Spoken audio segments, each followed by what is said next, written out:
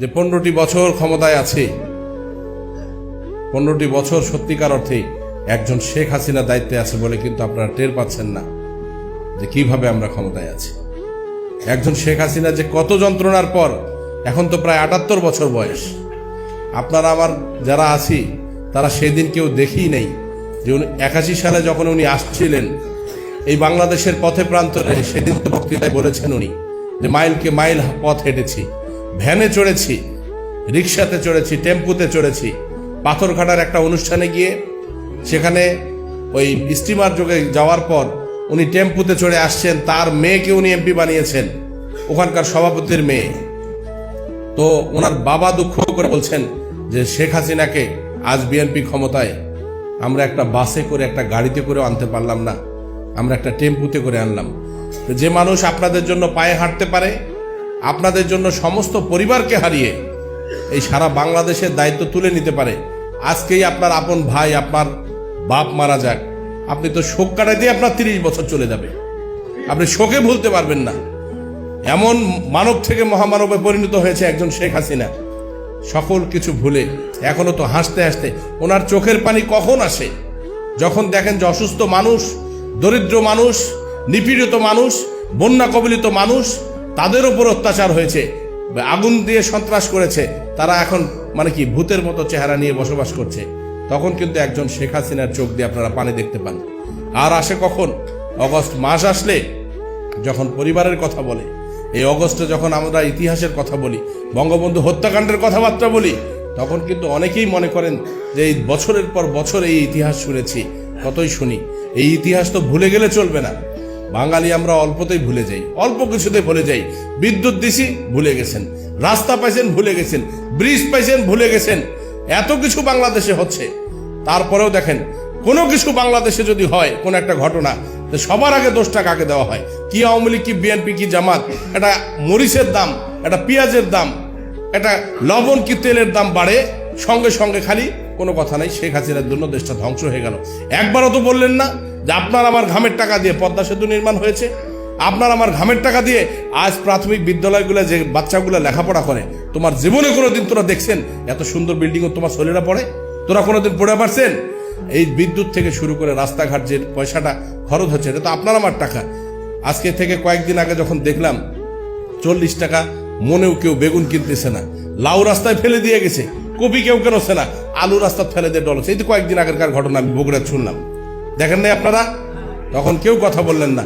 আজকে থেকে 1 বছর আগের ঘটনা, এই সবজির বাজার 70 টাকা না 80 টাকার পটল কিনবেন একছি, এই গালাগালির শেষ নেই। এই যে বিষয়গুলো, এতগুলো অসঙ্গতি নিয়ে একজন শেখ হাসিনা পুরো পরিবারকে, আপনি ঈদ করেন, ঈদের সময় বউ বাচ্চা আত্মীয় স্বজন বেটি নাতি পুতি সবাইকে নিয়ে ঈদ করেন না? কিন্তু কখনো কি আওয়ামী লীগের একজন কর্মী হিসাবে আপনি কখনো খেয়াল করে দেখেছেন যে একজন শেখ হাসিনার পুরো পরিবারের মধ্যে বেঁচে আছে কিন্তু হাতে গোনা কয়েকজন? তার ছোট বোন, তার সন্তানেরা, তার 2 সন্তান, আমাদের সজীব ওয়াজেদ জয়, সামা ওয়াজেদ পুতুল, তাদের পরিবার পরিজন, এই মানুষগুলা কি এত সহজে একখানে হতে পারে? কেন পারে না? কেন করে না? ইচ্ছে করলেই তো পারে, পারে না? একটা প্লেন নিয়ে যখন বিদেশে যায় শেখ হাসিনা, এর আগে শুনলাম কোথায় যাকে প্লেন রাখছে, সেখানে বলে কত কোটি টাকা ভাড়া আসছে, এটা নিয়েও কথা শুনে। কিন্তু শেখ হাসিনার যে অবদান, বাংলাদেশ আওয়ামী লীগের যে অবদান, বঙ্গবন্ধু সপরিবারের রক্তের যে দাম, এই হাজার হাজার লক্ষ লক্ষ কোটি টাকা দিয়েও কি আমরা বাঙালি জাতি বঙ্গবন্ধু পরিবারের ঋণ শোধ করতে পারবো? কোনোদিন আমরা সেই ঋণ শোধ করতে পারবো না।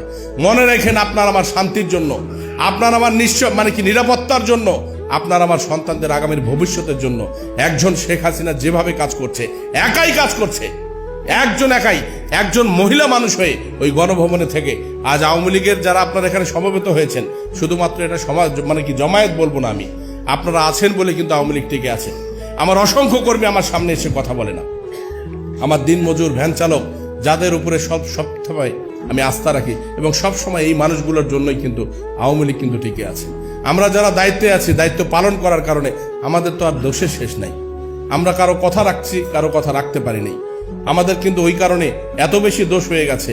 15টি বছর ক্ষমতায় আপনারা বুঝতে পারতেছেন না, যেদিন শেখ হাসিনা বাংলাদেশে থাকবে না, সেদিন আওয়ামী লীগের একটা ওয়ার্ড থেকে শুরু করে ঘরে ঘরে আপনারা বুঝতে পারবেন এর যন্ত্রণা কতটুকু, এর বেদনা কতটুকু। আমরা কোনো অবস্থাতেই একজন শেখ হাসিনাকে হারাতে চাই না। বাংলাদেশ আওয়ামী লীগের যত নির্দেশনা আছে, আমি এই উপজেলা আওয়ামী লীগের সভাপতি হিসেবে আমি আপনাদেরকে বলছি, দলীয় যত সিদ্ধান্ত আমরা মানে কি শিরোধার্য। আমরা কোনো এমপি সাহেব, কোনো ভাই বা অমুকের আমরা কর্মী হতে চাই না। আমরা সরাসরি বাংলাদেশ আওয়ামী লীগ, বঙ্গবন্ধু তথা শেখ হাসিনার একজন কর্মী হিসেবে আমাদের পরিচয় এবং অবস্থান গড়ে তুলতে চাই। এটা আমার আপনাদের কাছে জোর দাবি। ইতিমধ্যেই আমাদের সাধারণ সম্পাদক যে কথাটা বলেছেন, আপনারা অনেকে বুঝতে পারছেন কি না পারছেন। বিভিন্ন ইউনিয়নে আমাদের কর্মীরা বিভিন্ন সময় নির্যাতনের শিকার হয়। তাদের খোঁজ খবর দায়িত্ব নেবার মতো কিন্তু মানুষ থাকে না। আমার মনে হয় উপজেলা আওয়ামী লীগের বিশেষ করে সেন্ট্রালে নবাবগঞ্জে যারা বসবাস করেন এবং আমার সঙ্গে যারা বেশি সম্পর্ক আছে, তাদের দিয়ে চারজন মানুষকে নিয়ে একটা কমিটি গঠন করে এই সমস্ত নির্যাতন, অসুবিধা, যারা নেতাকর্মীরা অসুবিধায় পড়বে তাদেরকে থানায় সহযোগিতা থেকে শুরু করে চিকিৎসা সেবা এবং অন্যান্য যে বিষয়গুলো আছে সেটা করবার জন্য উনি একটা কমিটির কথা বলেছেন।